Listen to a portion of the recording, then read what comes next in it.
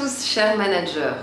Aujourd'hui, j'aimerais vous parler d'un thème qui est vraiment très important post-recrutement. C'est comment préparer l'onboarding de vos futurs talents. En effet, nous, on a réalisé plus de 200-250 recrutements et la phase qui va suivre la signature de la promesse d'embauche jusqu'aux premières semaines d'intégration des candidats est fondamentale pour garder la motivation.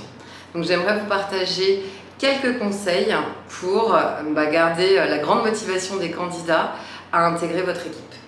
Je vais décomposer ces conseils en 3 phases. Première phase, entre la signature de la promesse d'embauche et la date d'arrivée du candidat dans vos équipes. Deuxième phase, la première semaine, fondamentale. Troisième phase, de la deuxième semaine jusqu'à la fin de sa période d'essai. Première phase, avant son arrivée. Alors, des détails, mais qui peuvent être hyper importants si on ne les a pas. Première chose, vérifiez que votre équipe de ressources humaines dispose de toutes les informations pour formaliser un contrat après la promesse d'embauche. En général, elles ont besoin d'une carte d'identité et également d'une copie de la carte vitale ou du numéro de sécurité sociale. Deuxièmement, vérifiez que le contrat de travail a bien été signé. Il devrait normalement comporter une date d'arrivée ou date maximum d'arrivée. Ensuite, à partir de là, je vous invite vraiment à essayer de prendre des nouvelles de votre futur recrue. Encore plus si celle-ci doit effectuer un déménagement d'une ville à l'autre pour vous rejoindre dans votre nouvelle entreprise. Si vous avez senti qu'il y avait peut-être des difficultés pour elle de démissionner, que ça allait être compliqué, voilà, un petit mail pour savoir comment tout se passe, potentiellement lui envoyer également des informations sur les événements, l'actualité de l'entreprise. Allez, un mail tous les mois, en général les préavis sont de 3 mois, je pense que ce serait l'idéal. Ensuite, si ce n'a pas encore été fait, je vous conseille de prévenir l'équipe, donc déjà l'équipe, les futurs collègues de votre nouvelle recrue, de la personne qui va arriver, des fonctions qu'elle va occuper, également des équipes à côté des vôtres, principalement les interlocuteurs qu'elle aura au quotidien ou de façon régulière, pour leur expliquer le rôle de cette nouvelle personne. Ce qui serait bien également, c'est de prévoir un planning de rencontre avec chacune des personnes qui seront des interlocuteurs importants pour elle à partir de son arrivée. Quelques semaines ou jours avant son arrivée, il va falloir également préparer son poste de travail. Donc je vois de plus en plus des entreprises qui proposent aux équipes, aux collaborateurs de choisir entre un Mac ou un PC, entre un iPhone ou un Android. Bon, n'hésitez pas à lui demander, c'est toujours super bien accueilli par les collaborateurs. Donc vraiment prévoir en amont avec les équipes des frais généraux informatiques pour que tout soit prêt à son arrivée. Et également ensuite les accès aux différents logiciels, solutions SaaS, email. C'est quand même super agréable quand on arrive dans une entreprise que hop, on arrive, le matériel est déjà là, les accès sont déjà prêts. Ça montre qu'on a pensé à vous et je trouve que c'est vraiment motivant. Si en plus vous pouvez disposer de goodies, genre comme nous on fait chez les pépites, on envoie des petits cadeaux à nos pépites, n'hésitez pas à les mettre également à disposition de votre futur collaborateur. Ça peut être des stylos, des mugs, tout ce dont vous pouvez disposer en interne. Également, souvent les RH dans les grands groupes ont des books d'accueil. Je pense que c'est aussi quelque chose qui peut leur permettre d'être à l'aise pour les premiers jours, d'avoir des repères. Et puis, 2 à 3 jours, ouvrez avant l'arrivée, envoyez un petit mail pour dire on t'attend et puis on t'attend à telle heure, parce que moi on m'écrit souvent quelques jours avant pour me dire Sandra, tu as une idée des horaires dans l'entreprise où je vais aller? Non, pas du tout. Donc vraiment c'est hyper variable, il y a des boîtes où il faut commencer à 8h, d'autres à 9h, d'autres encore des fois à 10h du matin. Donc soyez précis et puis envoyez ces informations. Phase 2. On est la première semaine de l'arrivée de votre nouvelle recrue. Le jour J, s'il vous plaît, soyez présents. C'est super important. Pourtant, on voit encore pas mal de managers qui ne sont pas là, qui sont en vacances. Alors ils se disent oui, mais j'ai quand même préparé l'arrivée de la personne, j'ai laissé un petit mail, un petit planning, il y a quelqu'un qui doit s'en charger. Non. Ça ne vaudra jamais la présence de son manager. Donc franchement, mieux vaut reculer d'une semaine ou 2 l'arrivée de votre collaborateur si vous n'êtes pas là.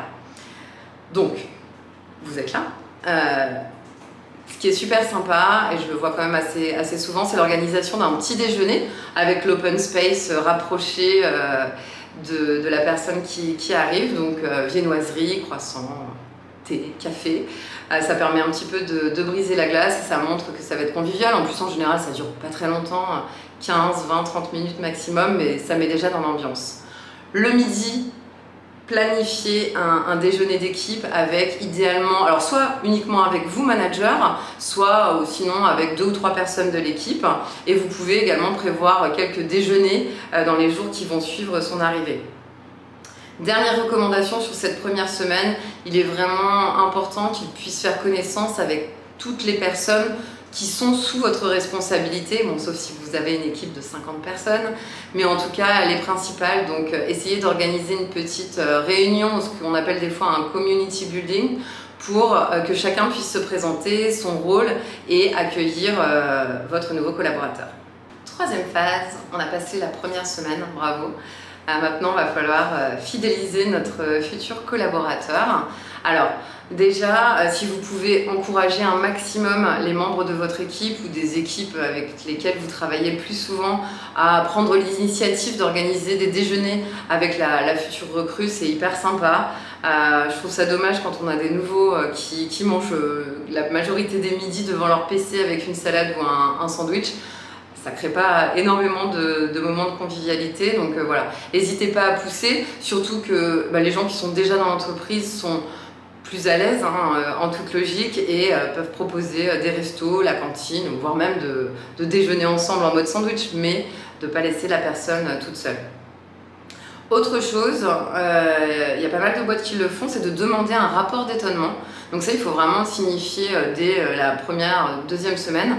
Est-ce que tu pourras formaliser un document de tout ce qui t'étonne, positivement, négativement, à la fois sur notre façon de nous organiser, notre façon de travailler ensemble, la façon dont on mesure les objectifs ou les résultats. C'est toujours hyper intéressant de lire ces conclusions, ces recommandations parfois de la part des collaborateurs, que vous pouvez soit garder pour vous ou alors des fois partager avec votre N+1 ou avec les autres membres de votre équipe. En tout cas, c'est un travail qui permet de prendre du recul et d'avoir un regard neuf sur votre organisation. Enfin, même si la plupart des managers le font, et même pas les premières semaines ou les premiers mois, en tout cas au début, il est important d'avoir au moins un one-to-one par semaine avec la nouvelle recrue pour savoir ce qu'elle a appris, ce qui lui manquerait dans son parcours d'intégration.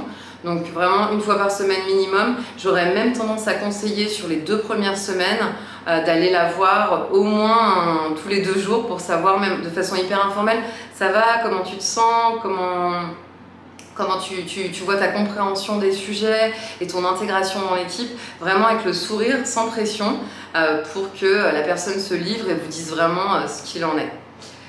Voilà, j'espère que ces conseils vous serviront. L'intégration est une phase essentielle pour la fidélisation des collaborateurs, parce que le recrutement, on est bien placé pour le savoir, coûte beaucoup de temps, de l'argent. Donc l'idée, c'est que quand on intègre quelqu'un, il se sente le mieux possible pour rester hyper longtemps dans l'entreprise. Bonne chance pour les intégrations de vos nouvelles pépites et à bientôt.